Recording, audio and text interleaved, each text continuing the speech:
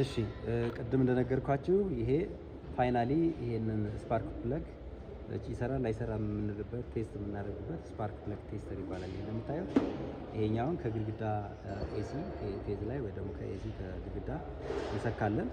እዛ እዚህን ከሰካን በኋላ እቺኛዋን ስፓርክ ፕለግ አንደኛው ላይ እናስራለን ማለት ነው። ሲግናሉን እናያለን። አሁን ይሄኛው ምን ያህል ነው ኢግናይት ያደርጋል አያደርግም የሚለውን በዚህ አርፒኤሙን የመጪኛዋ አርፒኤም መቀያየሪያ ናት። ልክ እንደ ኢንጂኑ አስቡት፣ እንደ ኢንጂኑ ዙር ማለት ነው። 1000 አርፒኤም 2000 እያደረግን የዚችን ስፓርክ ምን ያህል ነው የሚለው ነገር ቼክ እናደርጋለን ማለት ነው። በስፓርክ ፕለግ ቴስተር ቼክ ካደረግን በኋላ ምናልባት የስፓርክ ፕለግ ካልሆነ ኮኔክተሮቹ እነዚህ ሃይ ቴንሽን ኬብሎቹን ቼክ እናደርጋለን ማለት ነው። ስለዚህ በዚህ ሶልቭ እናደርጋለን ማለት ነው። የኢግኒሽን ችግር ከሆነ ሌላ የኢግኒሽን ችግር ካልሆነስ ነው። አሁን የስፓርክ ፕለግ ችግር ካልሆነ ወዴት ነው? አሁንም ሙሉ ቼክ ስናደርግ አራቱም ቤት እሳት ይለኩሳል በትክክል ነገር ግን የኢንጂናችን ፓወር ቀንሷል፣ ጉልበት የለውም። ስለዚህ ወደ ሌላ ፈርዘር ቴስት እንሄዳለን ማለት ነው።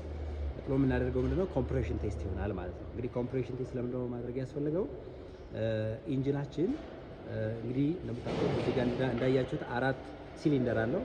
አራቱም ሲሊንደር የራሱ ቤት አለ ማለት ነው። እዛ ቤት ላይ አየርና ነዳጅ እዚህ ጋር በዚህ በኩል በኢንቴክ የሚገባለት ሲሆን አየርና ነዳጅ ተደባልቆ በካርቦሬተር አማካኝነት ተደባልቆ ከገባ በኋላ ያ ይታመቃል፣ ኮምፕረስ ይደረጋል። እንግዲህ ኮምፕረስ ሲደረግ በሆነ ቦታ ልክ ኮምፕሬሽኑን በሆነ ቦታ የሚያሰድ ወይ ደግሞ ሊክ የሚኖረው ከሆነ ያ ቤት በትክክል አላመቀም ማለት ነው። ስለዚህ የእመቃ መጠኑን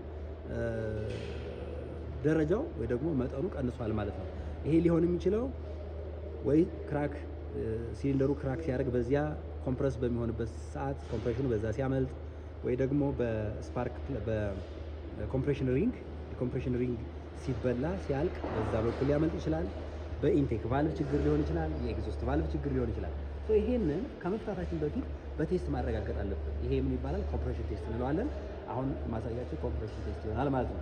ኮምፕሬሽን ቴስት ለማድረግ እዚህ ጋር ኮምፕሬሽን ቴስተር ነው የምታዩት። ይሄ ኮምፕሬሽን ቴስተር ነው። በዚህ ኮምፕሬሽን ቴስተር እያንዳንዱ ሲሊንደር ምን ያህል አየርና ነዳጅ ያምቃል የሚለውን በማኑዋሉ መሰረት እናያለን። ማኑዋሉ ላይ እያንዳንዱ ቤት ምን ያህል ኮምፕረስ ማድረግ እንዳለበት ቴስተር ይባላል። በዚህ ኮምፕሬሽን ቴስተር እያንዳንዱን ቤት እያንዳንዱን ሲሊንደር ኮምፕሬሽኑን ቼክ እናደርጋለን። ኮምፕሬሽን ቼክ ከማድረጋችን በፊት ማኑዋሉ ላይ የዚህ ኢንጂን ማኑዋል እናያለን። ምን ነው የምናይ? እያንዳንዱ ቤት የኮምፕሬሽን የማመቅ መጠኑ ምን ያህል ነው የሚለው ከማኑዋል ቼክ እናደርጋለን። ለምሳሌ ከ45 እስከ 50 ከሆነ አንድ ቤት ማመቅ ያለበት ከ45 እስከ 50 ፒሲ ከሆነ እሱን ከማኑዋሉ ላይ ይዘን እንመጣና መኪናችንን በተስተካከለ ቦታ ካቆምን በኋላ የፊውል መስመርና የኢግኒሽን መስመር እናቋርጣለን። ይሄንን ቴስት የምናከናውነው መኪናችን ኦፍ ሆኖ ነው። ኢንጂን ኦፍ ሆኖ ነው። ኢንጂን ኦፍ ሆኖ ነው። ስለዚህ ሁለቱን ቤት እናቋርጣለን ማለት ሁለቱ መስመር እናቋርጣለን። ነዳጅ መምጣት የለበትም። ስለዚህ የነዳጅ መስመር ፊውዝ እንነቅላለን ወይ ሁለተኛ ደግሞ የኢግኒሽን መስመርን እናቋርጣለን። ከዛ በኋላ የስፓርክ ፕለግን ቦታ እንነቅላለን ማለት ነው። ከአንደኛው ቤት እንጀምራለን። እዚህ ላይ ኮምፕሬሽን ቴስት ከማድረጋችን በፊት የምናከናውናቸው ፕሮሲጀሮች አሉ። እነዛን መከተል ግድ ይለናል ማለት ነው። ለምሳሌ አሁን ይሄ የምታዩት የምፈታው አንደኛ ቤት ነው። የአንደኛን ቤት ምን ላደርግ ነው? ኮምፕሬሽን ቴስት ላደርግ ነው። ኮምፕሬሽን ቴስት ሳረግ መከተል ያለብኝ ፕሮሲጀር አለ። የመጀመሪያው እንግዲህ እንደምታውቁት ኮምፕሬሽን መሆኑን የምናውቅ በሶስት ነገሮች ቤቱ ኮምፕሬሽን ላይ ነው አይደለም የሚለውን እናውቃለን ማለት ነው። አሁን እንደምታዩት ፈትቼዋለሁ አንደኛ ቤት ማለት ነው።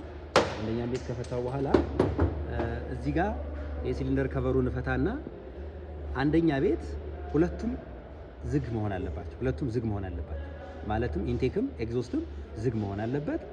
ሁለተኛ እዚህ ጋር በካቻ ቤቴ ማለት ነው ፒስተኗ ወደ ላይ መምጣቷን ቼክ አደርጋለሁ። ሶስተኛ እዚህ ላይ ፑሊው እዚህ ጋር እንደምታዩት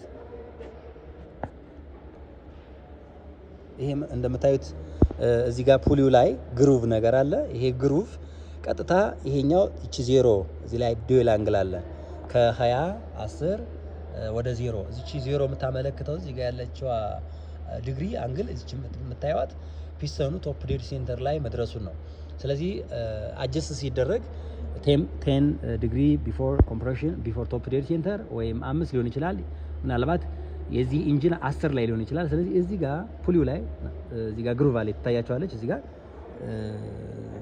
እዚች ጋር እንደምታያት ግሩቭ አለች። እቺን ግሩቭ እያዞርን እዚህ 10 ዲግሪ ላይ ፊት ለፊት በ10 ዲግሪ በዚህ በ10 ዲግሪ ፊት ለፊት መሆን አለባት። ስለዚህ ሶስት ነገሮችን ቼክ ሳናደርግ ኮምፕሬሽን ላይ መሆኑን አናውቅም። አንደኛ ቤት ኮምፕሬሽን ላይ መሆኑን ለማወቅ አንደኛ ኢንቴክ እና ኤግዞስት ቤት መዝጋቱን ቼክ ማድረግ አለብን። ሁለተኛ ፒስተን ቶፕ ላይ መምጣቷን ቼክ ማድረግ አለብን በዚህ በኩል። ሶስተኛ እዚህ ጋር ግሩቫ ፑሊው ላይ ያለችው ግሩቭ ቢፎር ቶፕ ዴድ ሴንተር 10 ዲግሪ ላይ መሆን አለባት። ይሄን ሶስቱን ቼክ ካደረግን ቤታችን ምን ላይ ነው ማለት ነው? ኮምፕሬሽን ላይ ነው ማለት ነው። ስለዚህ ኮምፕሬሽን ላይ መሆኑን ካረጋገጥን በኋላ ይሄን ኮምፕሬሽን ቴስተራችንን በስፓርክ ፕለግ ቦታ ላይ እናስራለን ማለት ነው። እዚህ ካሰርን በኋላ እንደዚህ ካሰርን በኋላ አንድ ሰው ጋቢና ሆኖ ቁልፍ ይመታልናል ማለት ነው። 4 ጊዜ ፕፕ ብሎ 4 ጊዜ ክራንክ አድርጎ እስከ 4 ጊዜ ይጠብቃል። ልክ በአራተኛው ክራንክ 4 ጊዜ ሲያደርግ ይቺ ኢንዲኬተሯ የሄደችበትን ማክሲመም የሄደችበትን እንይዛለን። እዚህ ጋር እንደምታዩት በባር አለ። የመጀመሪያው በባር ነው ፕሬሸሩን ማለት ነው። ከዛ በኪሎ ፓስካል አለ፣ በፒሲ አለ። ስለዚህ እኛ በምንድነው ከማኑዋሉ ላይ እየወሰድ ነው? በፒሲ ከሆነ ለምሳሌ ቅድም እንዳልኳችሁ ከ45 እስከ 50 ቢሆን የዚህ ኢንጂን ኮምፕሬሽን ማመቃቀሙ ልክ ይችኛዋ ኒድሏ ወደዚህ ሄደችበትን ማክሲመም እዛለሁ ማለት። ለምሳሌ ለተሳይ 55 ነው ብዬ ያስኩኝ ሪከርድ አደርጋለሁ ወረቀት ላይ 55 አድርጌ ሪከርድ አደርጋለሁ። በተመሳሳይ ይሄኛውን ቤት እንደዚሁ ፈታና ምን አደርጋለሁኝ አሁንም ክራንክ ውስጥ ላይ ሆኖ ቁልፍ ክራንክ 4 ጊዜ ሲያደርግ አሁንም ማክሲመም የሄደችበትን ኒድሏ ይዛለሁ። ለምሳሌ 50 ሊሆን ይችላል። 50 ሲሊንደር 1 55 ሲሊንደር 2 50 ይዘናል። ሶስተኛውንም እንደዚሁ ያዝን። ሶስተኛውንም እንደዚሁ ካንዴላን ፈታና እናስርና አሁንም ክራንክ ያደርግልናል 4 ጊዜ። ያው 4 ጊዜ የሚሆነው ምክንያቱም ኮምፕሬሽን ሳይክል አለው። ይሄ ኢንጂን እንግዲህ ፎር ስትሮክ ነው ማለት የመጀመሪያ ኢንቴክ አለ፣ ከዛ ኢንቴክ በኋላ ኮምፕሬሽን አለ፣ ከኮምፕሬሽን በኋላ ፓወር አለ፣ ከፓወር በኋላ ኤግዞስት አለ። ስለዚህ ፒስተኑ 4 ጊዜ ክራንክ የሚያደርግበት ኮምፕሬሽን ላይ ደረጃ ላይ ሲደርስ ይችኛዋ የሚያመቃቅሟ ከፍ ስለምትል ነው።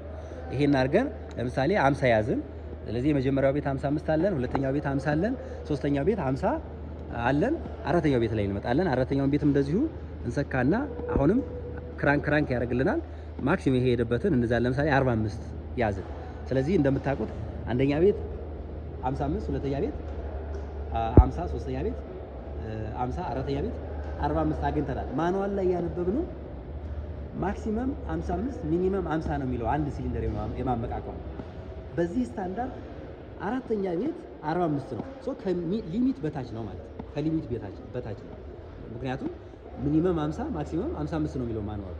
ስለዚህ ከሊሚት በታች እንደሆነ ተረድተናል። አሁን አራተኛ ቤት የሆነ ኮምፕሬሽን ላይ ሊክ እያደረገ እንደሆነ ተረዳናል። ሶ ወደ ሌላ ቴስት እንሄዳለን። ኔክስት ቴስት እንደም መጀመሪያ ላይ አልነገርኳችሁም። ሁለት አይነት አለ ኮምፕሬሽን ቴስት ስናደርግ ድራይ እና ዌት ቴስት አለ። ድራይ ቴስት እስካሁን ያደረግነው ድራይ ነው። አሁን ደግሞ ዌት ቴስት አደርጋለሁ። ሊክ አለ ኮምፕሬሽኑ ዝቅ ያለበት ቦታ ላይ ዌት ቴስት እንደገና አከናውናለሁ ማለት ነው። ዌት ቴስት ለማከናወን አንድ ስፑን ማንኪያ ዘይት እዚች ላይ አፈሳለሁ። አራተኛዋ ቤት ላይ ማለትም ኮምፕሬሽኑ ዝቅ ያለበት ቦታ ላይ። ይሄ ለምንድነው ዘይቷን የማፈሰው?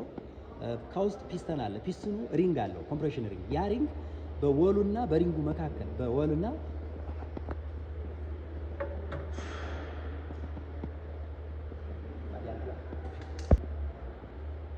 ይሄ እንደምታዩት ፒስተን ነው። እዚህ ፒስተን ላይ አንድ ሁለት ኮምፕሬሽን ሪንግ አለ።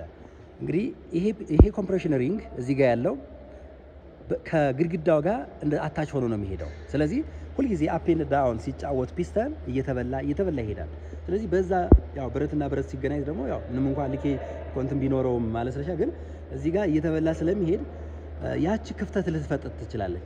እንደው ምናልባት ትንሽ ከሆነች ክፍተቷ ትንሽ ማንካ ዘይት ስናደርግ በዚህ ዳርና ዳር ፈሳ ያችን ቀዳዳዋን ትዘጋዋለች ማለት ነው። ስለዚህ ኮምፕሬሽን ቴስት ስናደርግ ትንሽ ስፑን ወይም አንድ ስፑን ማንካ ዘይት ካደረግን በኋላ እንደገና አሁንም ድጋሚ ኮምፕሬሽን ቴስት እናደርጋለን ማለት ነው። ዌት ኮምፕሬሽን ቴስት ነው አሁን የምናደርገው። ሶ ክራንክ ያደርግልናል። ክራንክ ሲያደርግ አሁንም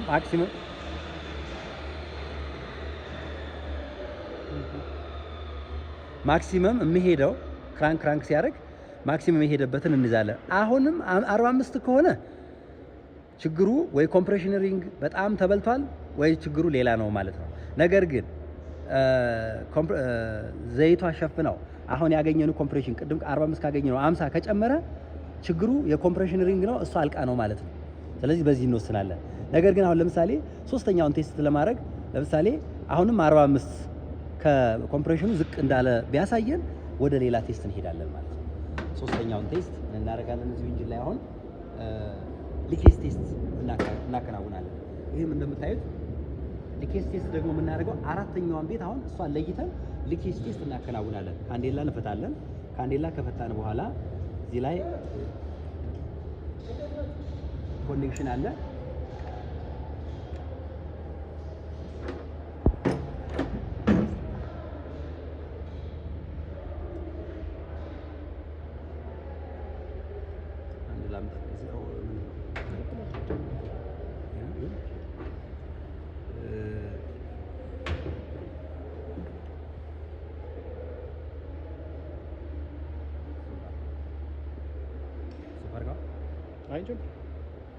ኮኔክተር አለ። እሺ እቺ ኮኔክተር እዚህ ጋር አንድ ኮኔክተር አለች። ልክ እሷን ኮኔክተር እና እዚህ ላይ አስራለሁኝ። ካሰርኩ በኋላ እዚህ ጋር እንደምትመለከቱት አሁን ምንድነው እያደረግን ያለ ነው? ሊኬጅ ቴስት ነው። ማን ላይ ነው ሊኬጅ ቴስት የምናደርገው? አራተኛ ቤት ላይ። ስለዚህ አራተኛ ቤት ምክንያቱም ከሊሚቱ ስለወረደ ነው ወይም ኮምፕረስ ማድረግ ያለበትን ማድረግ ስላልቻለ የሆነ ቦታ ሊክ እያደረገ ስለሆነ በየት ነው ሊኬጅ ያለው የሚለውን ለማወቅ የሚረዳን ነው ማለት። በየት ነው ማን የተበላሸው በየት ነው ሊኬጅ ያለው የሚለውን ለማወቅ የሚያግዘን ነው። ይሄን ለማድረግ አሁን መኪናችን ኦፍ ነው፣ ኢንጂናችን ስቶፕ ላይ ነው ወይ ደግሞ ቆሞ ነው ያለው፣ ቁልፍ ሳይነሳ ማለት ነው። ኮምፕረሰር ያስፈልገናል። ኮምፕረሰር እናስነሳና ንፋስ ማለት ነው በዚህ እንሰካለን የኮምፕረሰሩን። እዚህ ጋር ሁለት ጌጅ አለ እንደምታዩት። በዚህኛው ሳይድ ያለውን ከኢንጂን ዝቅተኛ ኮምፕሬሽን ያለበት ቦታ ላይ እናደርጋለን። በዚህኛው ሳይድ ያለውን ከኮምፕሬሽን ወደ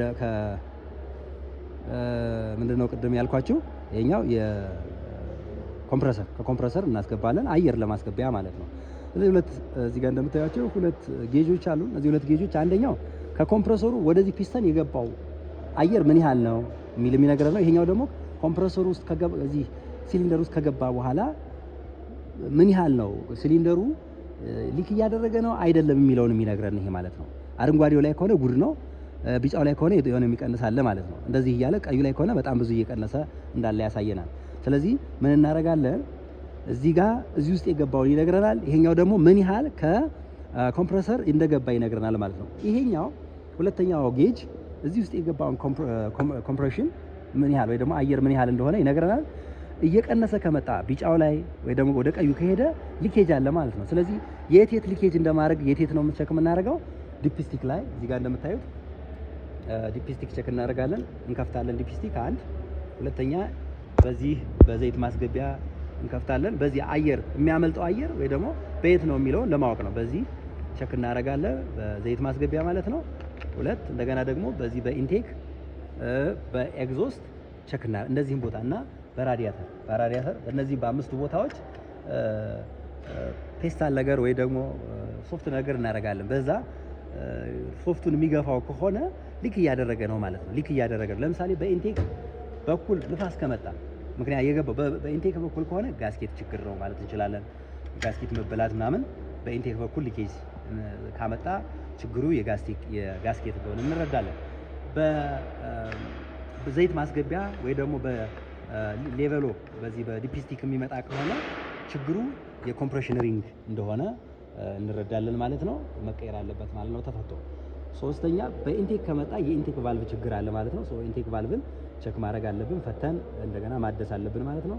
በኤግዞስት ከመጣ የኤግዞስት ቫልቭ ችግር እንዳለበት ነው የሚያሳየን። ስለዚህ ፈተን ኦቨርሁል እናደርጋለን ማለት ነው። ስለዚህ ሊኬጅ ቴስት ችግሩ የት ነው፣ በየት በኩል ነው፣ የማን ችግር ነው የሚለውን ይነግረናል።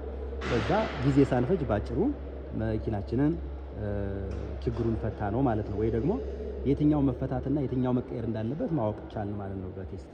ይሄን ይመስላል።